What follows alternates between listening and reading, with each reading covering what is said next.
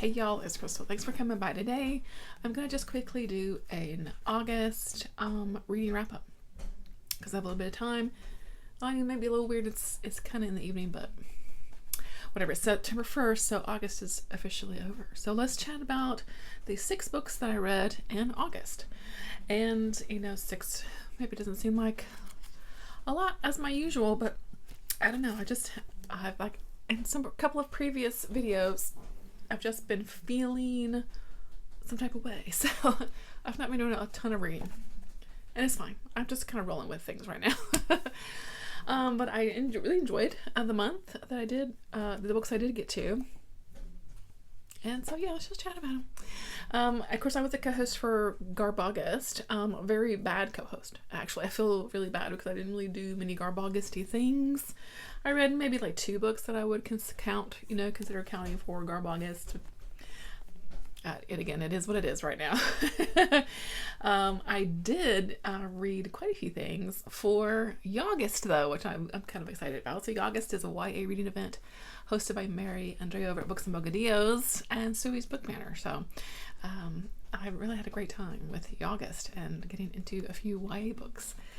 And I think that's really kind of about it. We'll get into it. So the very first thing I read was actually for the Pedro Pascal You're Perfect-a-thon, which ended on August 2nd, I think, was a little event, week-long event I co-hosted with Kelsey from Flame and Slashers and Jennifer Literary Love 123, where we just vibed with Pedro Pascal that week.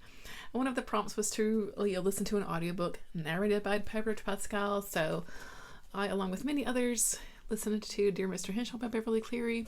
Still one of my all-time favorite books. I've lost count of how many times I've read this book, even as a grown person, because I love it so much. And having Pedro read this to me actually was really lovely. And I love this book. It's about, this kid here and Lee, and he's his parents have gotten divorced, and so he's a new kid in school in a new town, and he starts writing to this author. And which then turns into him writing in kind of a journal just about kind of things that he's dealing with in life. And it's so good, and it still resonates so much with me, even as a 47-year-old person, because as a kid of divorce, I just feel like Beverly Cleary just really captured what that feels like. And I don't know, it's just lovely, brilliant. I love Lee, and I love this book. Pedro did a wonderful narration for it as well. So, I don't know, 5 stars. I love this book, and any chance I get to read it, I will read it. I am kind of bummed because I can't find my old school copy, but anyway, it's fine because I do have a newer copy as well. It's fine. Okay. And then I did dig into one of the group reads that we had for Garbaugust. We had 2. I didn't get to the other one, but I did read Zoo by James Patterson, and there's another author, James Patterson and Michael Ledwidge, I think it was. I didn't like this book at all, but whatever. I listened to the audiobook, so no harm, no foul there. And the premise is interesting and stuff, but I don't know. It's just kind of ridiculous too.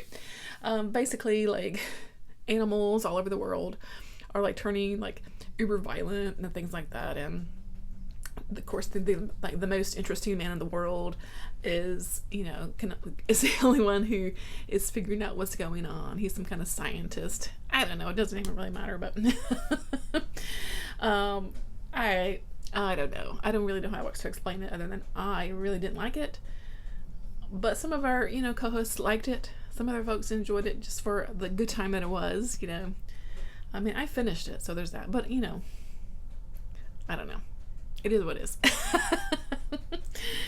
And third book, I can't find a copy of it because I don't know what I did with it. I have, when you put something somewhere so you'll know where it is.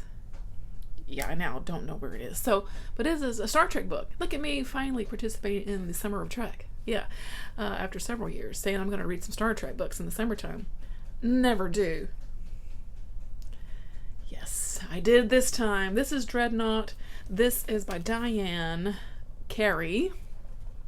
See, I didn't have any of this information because I had the book. It's number something or other in the Star Trek series. I don't know because I can't find my book. But anyway, this one was pretty fun.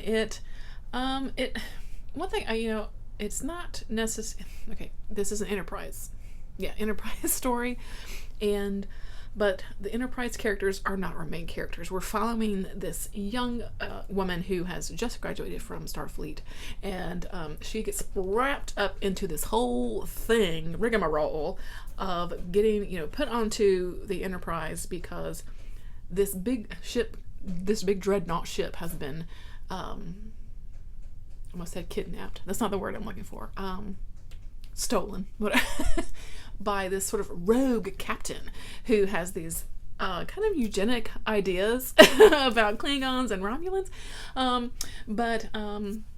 So he's got a little crew that's like on his side, and that he's basically wormed his way into the upper echelons of Starfleet to sort of blackmail and things like that, to get people on his side. And of course Kirk, being the man of honor that he is, sees through this facade, and this young girl, or young woman, is like I said, you just kind of get wrapped up into it, but she is basically our storyteller here, and so it's not in that way. It's not this, you're not getting the story from like Kirk's perspective or anything, but everyone from our Enterprise is there, and it was fun. It was a fun time. I really enjoyed it, and I don't know, it's somewhat product of its time, but overall a fun time read, and I enjoyed it. And finally, just reading some of my Star Trek books on my shelf. So yeah.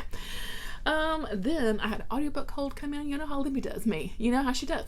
But I'm so glad that I finally got to read this, Bat Eater and Other Names for Cora Zhang by Kylie Lee Baker, because I flippin' loved this book. I loved this book. And the audiobook was really fantastic. And so this is great. This is a horror novel. Excuse me, I need to shift myself. This is a book set during, sort of the early days of COVID. So if you're just not ready for that, please know that there's a lot of talk about COVID in this book. So just a heads up, really. Like I said, it's the early days of COVID, and our Cora Zhang is our main character here, and she lives in New York City with her sister, who right at the very beginning of the story dies because she is literally pushed in front of a subway. And what this brings up is all of these things that was going on back then during those early days of COVID. If you were there, you remember a lot of this anti-Asian hate and rhetoric that was being spread around, and people were violent toward Asian people here in the U.S. I think other countries as well, but especially all Asians, but particularly Chinese, of Chinese descent. If you know. But anyway, and this sort of starts our story, and then we pick up a little bit after, and we're following Cora as she is a cleaner of it's kind of like what's the word I'm looking for? I lose track of words sometimes in my brain now, but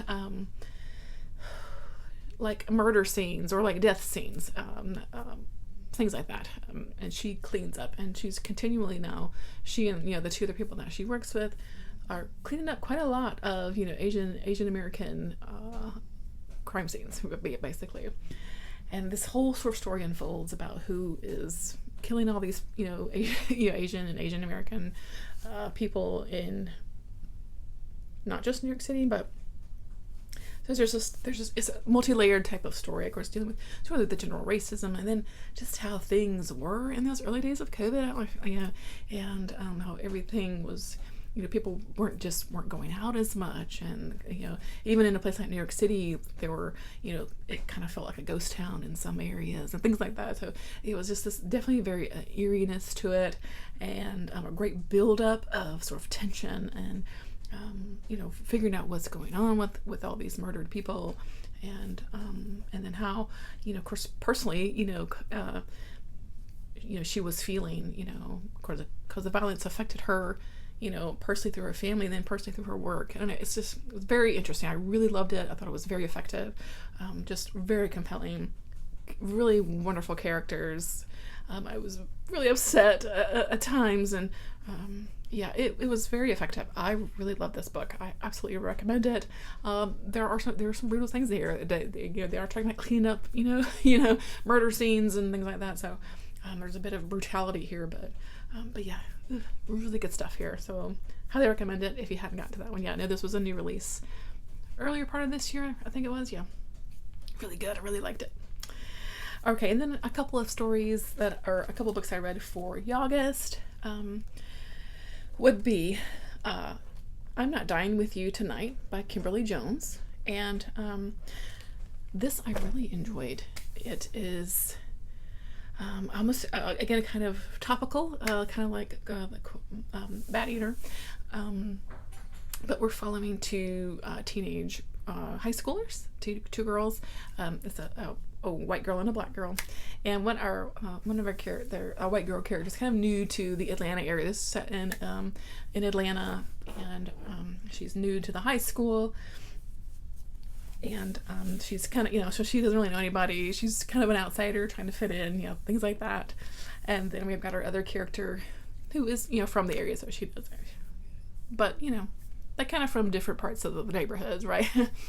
But they're at a football game, and then this kind of fight breaks out, and this really just sort of like the cherry on top of some tension that has been going on in the city that we learned about as our story goes. Racial tensions in particular, violence, police, violence against particularly probably people of color, and yeah, so this, like I said, is just sort of the cherry on top of this sort of tension that has been building in the area as we follow these two girls that kind of are hooked up, through circumstances as they are trying to basically kind of survive the night. It's basically this story takes place just kind of over the night, and as they are making their way, trying to get their way home, essentially, and riots start happening in the city and things like that, and it just kind of continues to get worse.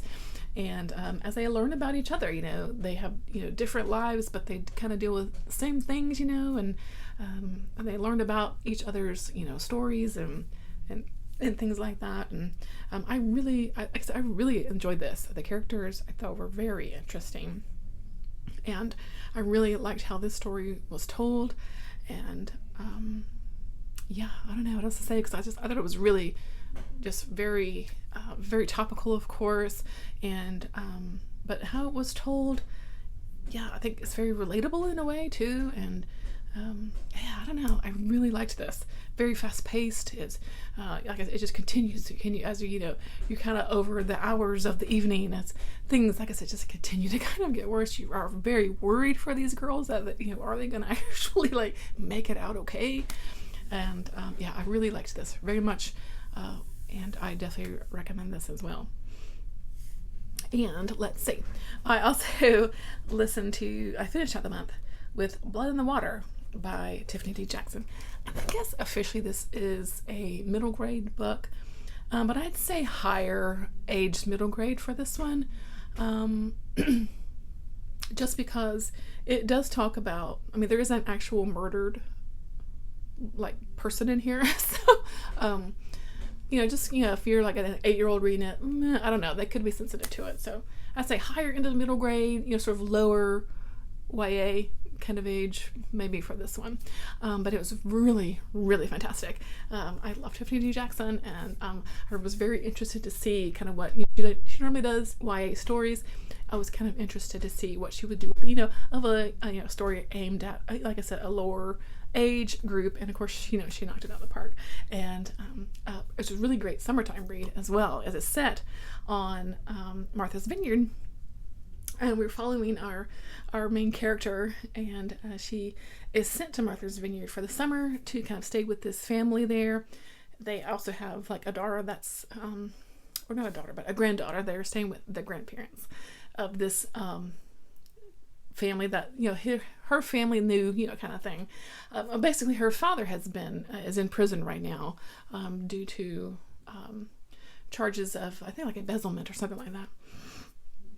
So there's that whole stuff going on. And so they kind of, I think, want to send her away for the summer just to kind of, maybe get her mind off of things and things like that. And I think the father was connected with this family of where she's being sent. So that's kind of our setup.